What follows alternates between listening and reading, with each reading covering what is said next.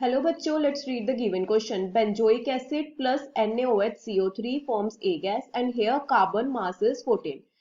Benzoic acid, NaOH form B gas and this carbon has 14 mass. Difference between the molar mass of A and B gas is option A 1, option B 2, option C 3, option D 4. तो यहाँ पे हमारा की point क्या हो जाएगा? की point हो जाएगा मोलर मास. तो हम ये कैसे फाइंड आउट करेंगे? पहले हम इसकी रिएक्शन देख लेते हैं. रिएक्शन कुछ ऐसे होती है. हमारे पास ये बेंजोइक एसिड है, तो ये किसके साथ रिएक्ट कर गया? NaOHCO3. ये हो जाती है फॉर्मेशन कुछ ऐसी, COONA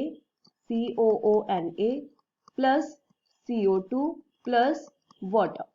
और ये CO2 हमारी क्या होती है? गैस. जो ये वाला कार्बन होता है वो तो यहाँ पे जाके अटैच हो गया, बट जो ये वाला कार्बन होता है उसकी गैस बनती है. ये वाले कार्बन की हमारे गैस बनती है. तो जो इसका मोलिकुलर मास होगा, जो इसका मास होगा वो ही इसका मास हो जाएगा. इसका मास हो जाएगा.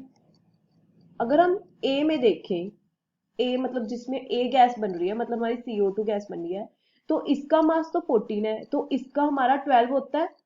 तो हमारे पास इस कार्बन का मास in reaction A gas formed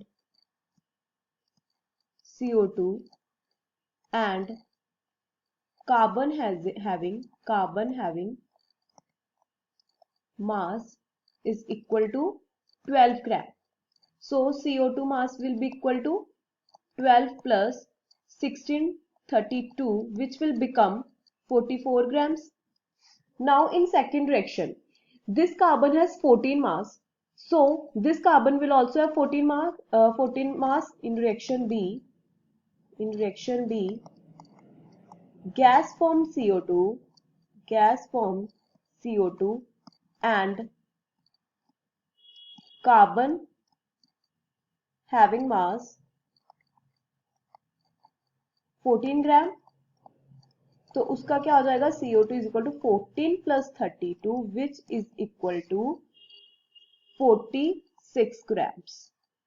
So अब हम जब इन दोनों को माइनस करेंगे तो वो कितना आ जाएगा? 46 minus 44 is equal to 2 gram.